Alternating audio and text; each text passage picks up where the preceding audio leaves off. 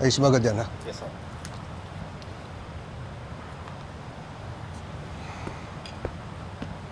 Chief, ito yung pinapanap mo sa akin.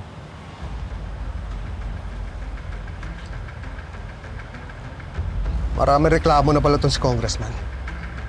Hindi natutuloy yung kaso dahil naareglo. Meron siyang history ng pangmomolestya ng isang minor de edad. Pero hindi umabot ng korte. Kasi hindi nagsampa ng kaso yung magulang. Ano ibig mong sabihin? Tignan mo to, Chief. Lorena Sarmienta, dating kasambahay ng mga Aguilero. 16 anyos. Kasing edad ni Neneng Binong, di umano ginalaw ni Congressman. Pero hindi gumulong yung kaso. Dahil nakipag-areglo yung mga magulang ng bata. Ginamit nila yung pera at impluensya para hindi matuloy ang kaso.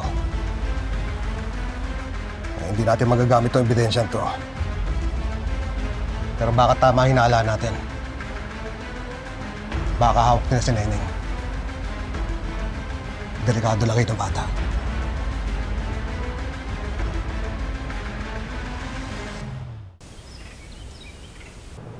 Mapo ka.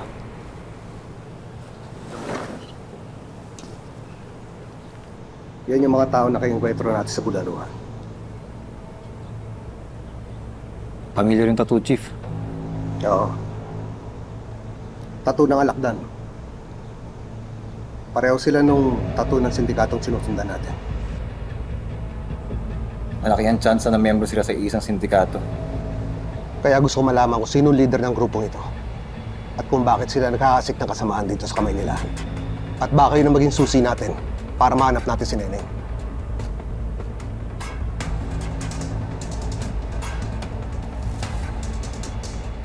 Gita, pero based sa description na binigay ng witness na si Benji, nagmamatch yung build ng katawan, haba ng buhok at damit na suot. Kaya pwede pong si Neneng ito. Kung mga pulis ang kumuha kay Neneng, saan siya dinala? Ayun nga pong kayo nahinala. Dinala itong mga batang babae sa mobile pero hindi dinala sa presinto. Dinala sa mansyon ng mga Aguilero. Sapat na yun para makakuha tayo ng search warrant. At kapag lumabas yun, susugod tayo sa mansyon.